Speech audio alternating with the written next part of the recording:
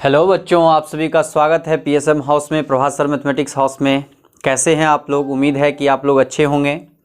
और जैसा कि मैंने लास्ट टाइम जो मैंने आप लोगों को पढ़ाया है, इंटीग्रेशन बाय पार्ट्स का कुछ हमने इंटीग्रल्स, इम्पॉर्टेंट इंटीग्रल्स के बारे में डिस्कस किया था लास्ट पीरियड में, लास्ट क्लास में। आज जो हम लोग का इंडेफिनिट इंटीग्रल्स था वो कंप्लीट हो चुका है। इंडेफिनिट इंटीग्रल्स के जितने भी मेथड ऑफ इंटीग्रेशन थे हम लोगों ने डिस्कस कर रखा है। आज जो हम लोग आए हैं वो डेफिनिट इंटीग्रल्स के तरफ आए हैं। हमने जो पहला क्लास हमने आप लोगों का दिया था तो उसमें मैंने बताया था कि जो इंटीग्रल कैलकुलस है, उस इंटीग्रल कैलकुलस में दो तरह के इंटीग्रेशन आपको पढ़ने हैं। एक है आपका डेफिनिट इंटीग्रेशन और दूसरा है इंडेफिनिट इंटीग्रेशन। जो सबसे पहला हमने इंडेफिनिट इंटीग्रेशन था उसको कंप्लीट किया, और आज इंडेफिनिट इंटीग्रेशन को करने के बाद आज हमारे पास डेफिनिट इंटीग्रेशंस के कॉन्सेप्ट हैं। और जैसा कि मैंने आपको पहले ही इंडेफिनिट इंटीग्रल्स में बहुत सारे मेथड्स मीन्स जो 4 बेसिक मेथड्स थे उसके बारे में हमने डिस्कस किया, और कुछ कॉन्सेप्ट्स थे जिसको हमने डील किया, और वो कॉन्सेप्ट और वो जो मेथड ऑफ इंटीग्रेशंस थे वो सारे यहाँ पर डेफिनिट इंटीग्रेशंस में यूज होने वाले हैं। जैसा कि बच्चों आज हम लोग महामैराथन की क्लास में हैं, तो यहाँ पे हम लोग उस कॉन्सेप्ट के बारे में बातें नहीं कर रहे हैं जो जिसका मकसद है कि हम लोग इंटीग्रेशन पढ़ते हैं। लेकिन क्योंकि जो आपका एग्ज़ाम है तो उसके पॉइंट ऑफ व्यू से जो बातें आपको पढ़नी चाहिए, जो इम्पॉर्टेंट हैं, उनको मैं लेकर के आ रहा हूं। तो आज के क्लास में मैं आप लोगों को डेफिनिट इंटीग्रल्स के बारे में बताने जा रहा हूं। ध्यान से आप डेफिनिट इंटीग्रल्स को समझिए, और उसके जो कुछ प्रॉपर्टीज़ हैं वो भी मैं अभी सिखा रहा हूं, और उसको सिखाने के बाद मैं कुछ क्वेश्चंस करा के आपको दिखाऊंगा कि प्रॉपर्टीज़ ऑफ डेफिनिट इंटीग्रल्स हम लोग कैसे यूज़ करते हैं क्वेश्चंस में। तो चलते हैं बच्चों डेफिनिट इंटीग्रल्स की तरफ। देखिए, जैसा कि आप इंडेफिनिट इंटीग्रल्स में मैंने आपको बताया था कि जो इंडेफिनिट इंटीग्रल्स है एक्चुअली क्या था, इंटीग्रल्स क्या था। मैंने वहाँ पे आपको बताया था कि बच्चों जहाँ पे हमें किसी भी फंक्शन का डेरिवेटिव दिया होता है, मैंने बताया था कि जहाँ पर भी किसी फंक्शन का हमारे पास डेरिवेटिव होता है, फिर से सुनिएगा, हमने एक एग्जाम्पल आपको सबसे पहला एग्जाम्पल दिया था कि D of differentiation of sine x D x, हमारे पास जो इसका वैल्यू आया था कॉस एक्स। ये जो वैल्यू है ये क्या है? यह भी एक फंक्शन है, और यह जो फंक्शन है यह एक डेरिवेटिव है। किसका? तो ये फंक्शन का डेरिवेटिव है। मतलब हम ये बताए थे कि जब हमारे पास कोई भी डेरिवेटिव हमें दिया हुआ हो तो उस डेरिवेटिव से मेन फंक्शन को लाना, जिस मेथड से हम लोग लाते हैं वो मेथड हम लोग उसी मेथड को इंटीग्रेशन कहते हैं। मतलब कि जो प्रिमिटिव स्टेट ऑफ फंक्शन है for the given derivative of a function, that process is known as integration. So here we talking about the definite integration. In this definite integration also we have the antiderivative of a derivative of a function. So here if we assume the derivative of a function is that only the cos x, and then its antiderivative will be the sin x. So यहाँ पर हम लोग एक fundamental theorem के बारे में, calculus के fundamental theorem के बारे में भी डिस्कस करेंगे, जिसमें हम लोग देखेंगे कि फंडामेंटल थ्योरम हमें क्या बताता है। फंडामेंटल थ्योरम जो स्टेटमेंट हमने आपको इंटीग्रल्स में बताया था वही यहाँ पे भी बताता है। यहाँ पे शर्तें चेंज हो जाती हैं। यहाँ पे शर्त ये हो जाते हैं कि हम लोग एक यहाँ पर इंटरवल्स को इंट्रोड्यूस करते हैं, और क्योंकि यह फंक्शन जो हम लेते हैं वो कंटिन्यूअस होता है, तो ध्यान रखिएगा कि हम यहाँ पर एक प्रिमिटिव स्टेट मीन्स प्रिमिटिव और एंटी डेरिवेटिव एक फंक्शन लेट किए हैं जो कि कंटिन्यूअस फंक्शन है एफ एक्स, जो डिफाइन है ए बी पर, मतलब ए बी इंटरवल में यह डिफाइन है। तो जो इसका एंटी डेरिवेटिव होगा मीन्स इसका जो डेरिवेटिव है वो हमें क्या मिलता है? fx मिलता है तो हम कहेंगे कि इस fx का एंटी डेरिवेटिव ही क्या है, phi x over the integral of ab। मतलब इस इंटरवल में जो हमारा फंक्शन का एंटी डेरिवेटिव है वो phi x है।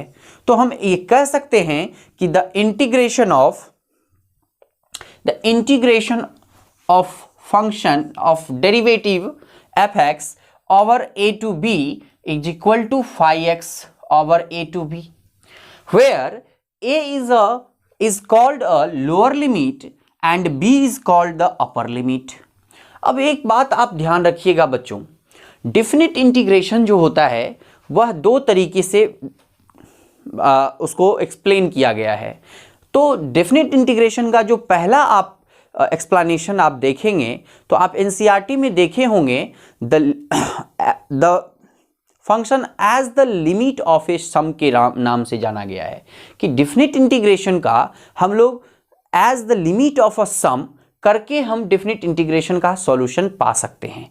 लेकिन क्योंकि वो आपके सिलेबस से डिलीटेड है, क्योंकि आपके एग्ज़ाम में वो आपसे नहीं पूछा जाएगा, तो हमने उसको स्कैप कर दिया है, यहाँ से हटा दिया है, उसको हमने नहीं लिया है।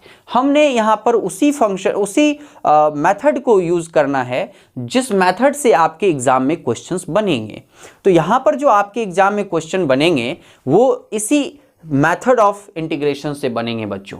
उसमें क्या करना होगा कि आपके पास जो फंक्शन दिया हुआ है उसको इंडेफिनिट इंटीग्रल्स में चेंज कर लेना है, या फिर आप उसके लिमिट को आप छोड़ भी सकते हैं, और छोड़ने के बाद इसका जो एंटी डेरिवेटिव है बच्चों उसको फाइंड कर लेंगे by the method of integration that you have earlier studied in the previous chapter।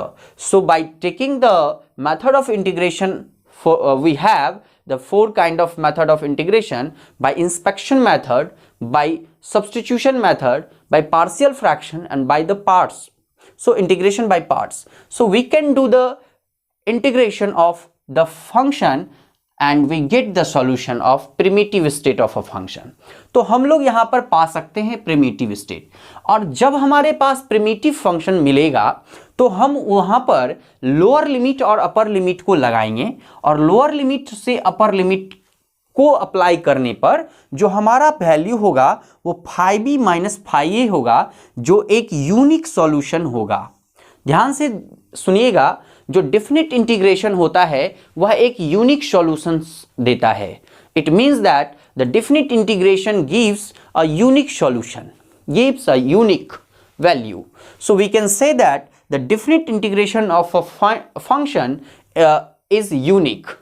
Okay, so now we talking about, and the interval AB is also called the interval of integration, so that you should also remember। Now that some kind of problems we can do by this concept also, but now we are going to directly on the properties of the definite integration, because the most of the question asking by the properties of definite integration, क्योंकि बहुत सारे question जो हैं वो आपके exam में जो definite integration के प्रॉपर्टीज हैं उसी से पूछे जाते हैं, और हम एक क्वेश्चन ऐसा बताएंगे जिसमें बहुत सारे हम यहाँ पर आपके जो डेफिनिट इंटीग्रेशंस के प्रॉपर्टीज हैं उसको हम यहाँ पे अप्लाई करेंगे। तो ध्यान से समझिएगा बच्चों, क्या होता है डेफिनिट इंटीग्रेशन में।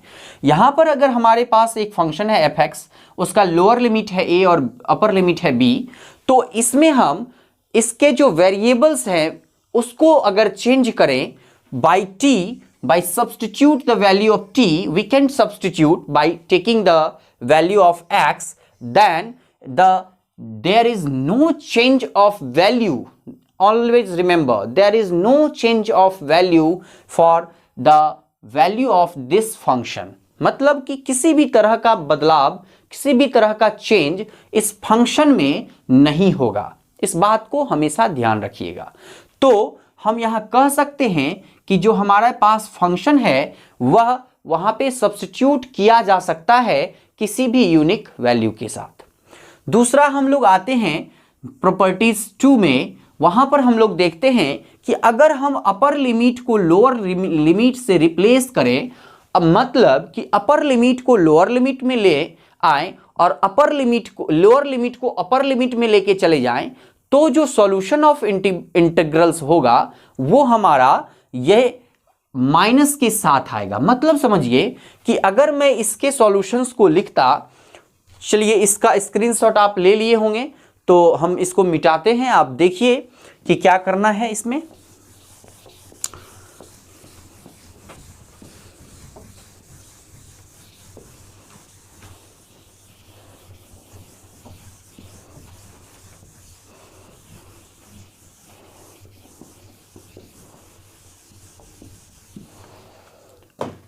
देखिए हमारा जो प्रॉपर्टी 2 है यहां पर है कि a से b फंक्शन का इंटीग्रल्स जो होगा वो हो जाएगा, अगर मैं कहूं तो 5b माइनस 5a हो जाएगा। और जो हमने RHS ले रखा है means we can change it into the upper limit by lower limit and lower limit by upper limit, then what is the difference of different value we will get. So here we will get the value of the function will be this. So if we take the minus sign as a common, then we can write here like that. So we say that the limit that we have taken a to b means we can write here fx dx। मतलब हम इस value को यहां पर लिख सकते हैं ऐसे माइनस के साथ। अब अगर इस माइनस को हम इस पार ले आए तो भी कोई चेंज ऑफ वैल्यू नहीं होगा। हमने इसी प्रॉपर्टीज को यहां पे इंट्रोड्यूस किया है P2 में और इसका हम लोग यूज भी करेंगे। अब हम लोग आते हैं बच्चों P3 प्रॉपर्टीज में। ध्यान रखिएगा कि अपर लिमिट का सम और अपर लिमिट और लोअर लिमिट का सम से अगर हम फंक्शनल वैल्यू को सब्ट्रैक्ट करके उसके टोटल फंक्शनल वैल्यू को means the variable of the function अगर हम चेंज करें, there is no change in the value here. So अगर हमारे पास लोअर लिमिट a है और अपर लिमिट b है, तो इस a प्लस b का सम माइनस x dx ये वही हमारे पास इंटीग्रल्स होगा जो यहाँ पर सॉल्व करके आएगा। इस प्रॉपर्टीज का बहुत यूज होता है बच्चों, इसलिए आप इस प्रॉपर्टीज को एकदम दिमाग से ना उतारें। अभी हम आपको इसी प्रॉपर्टीज पर जितने भी हैं सारे प्रॉपर्टीज बने हुए हैं, ध्यान से देखिएगा। 0 से a अगर हम प्रॉपर्टीज को अगर देखें तो आप देखिए कि 0 प्लस a का जो वैल्यू होगा वो 0 प्लस a होगा और a माइनस एक्स हमने इसमें ही डिस्क्राइब कर रखा है कि अगर हम लोअर लिमिट और अपर लिमिट का सम से सब्ट्रैक्ट कर दें वेरिएबल को और वो जो फंक्शनल वैल्यू होगा वो चेंज ऑफ डेफिनेट इंटीग्रल्स का जो सॉल्यूशन होगा वो नहीं हो सकता है, तो हम ये प्रॉपर्टीज को भी बना सकते हैं। इसमें और क्या ध्यान रखना है कि अगर a से b कोई फंक्शन है तो हम इसको ऐसा भी लिख सकते हैं कि अगर हमारा लोअर लिमिट जैसा है वैसा ही रहे और अपर लिमिट को हम लोग बहुत फैक्टर में मतलब बहुत सारे इंटरवल में तोड़ सकते हैं। मतलब कि जब हमारे पास यह फंक्शन है तो हम इसको लिख सकते हैं बहुत सारे इंटरवल्स में। बहुत सारे इंटरवल्स में क्यों लिखेंगे सर? इसलिए कि जब आपके पास मॉडुलस फंक्शन का कॉन्सेप्ट आएगा और मॉडुलस फंक्शन में जो फंक्शन होता है, आपको ध्यान होगा कि मॉडुलस फंक्शन का डेफिनेशन जब आप सीखे होंगे तो वहां पर जो इंटरवल्स होता है मॉड x का फंक्शन fx, वहां पर यह x पॉजिटिव कब होता है? x will be positive if x is greater than equal to 0 and x will be negative if x is less than equal to 0। तो आपको ये दोनों वैल्यू को सब्स्टिट्यूट करना पड़ेगा। तो यहाँ वहाँ पे ये जो कॉन्सेप्ट है मॉडुलस में, ये प्रॉपर्टीज आपको यूज में आएगा। अगला प्रॉपर्टीज की तरफ हम बढ़ते हैं। अगला प्रॉपर्टीज है हमारा कि फंक्शन में 0 से 2a है, मतलब कि फंक्शन का जो लोअर लिमिट है वो 0 है और अपर लिमिट जो है हमारा 2a है। तो इसका जो सब्स्टिट्यूशन हम लोग करेंगे, इसमें किसका सब्स्टिट्यूशन कर रहे हैं?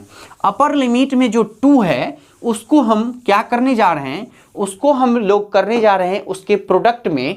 किसके प्रोडक्ट में? तो ध्यान से देखिए 0 से 2a अगर है और ये फंक्शन को का इंटीग्रल्स करना है तो इस 2 को हम यहाँ अगर लिखें, 0 से a लिखें और fx dx लिखें तो कोई भी चेंज नहीं होगा वैल्यू में, बशर्ते कि यहाँ पर शर्त ये है कि जब कभी भी हम फंक्शन के 2a माइनस एक्स को पुट करें तो हमें यह fx ही प्राप्त हो। इसका मतलब कि यह इवन होना चाहिए, फंक्शन हमारा इवन होना चाहिए, इफ ऐसा कंडीशन हो तब। और अगर यह 0 हो तो यह 0 होने का कारण एक ही होगा कि जब हमारे पास 2a माइनस एक्स का वैल्यू माइनस एक्स का वैल्यू के बराबर आ जाता है।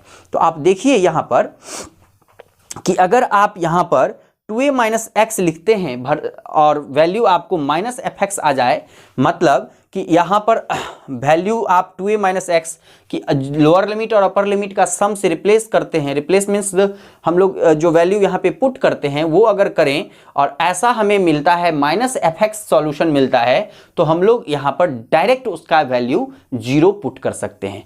यह भी हम एग्जाम्पल आपको बताएंगे कि कैसे किस फंक्शन में ऐसा ऑड वाला वैल्यू आता है, किस फंक्शन में इवन वाला वैल्यू आता है, और सारे प्रॉपर्टीज को अभी हम डील करेंगे। एक क्वेश्चन में हम लोग बात करेंगे। अभी देखिए अगला प्रॉपर्टीज है हमारा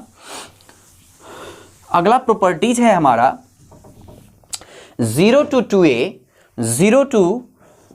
2a fx dx। इसको हम लोग लिख सकते हैं 0 to a fx plus 0 to a f2a minus x dx। यहां पर ध्यान से समझिएगा, ये 2a है तो इसको हम लोग लिख सकते हैं 0 से 2a को 0 से a fx dx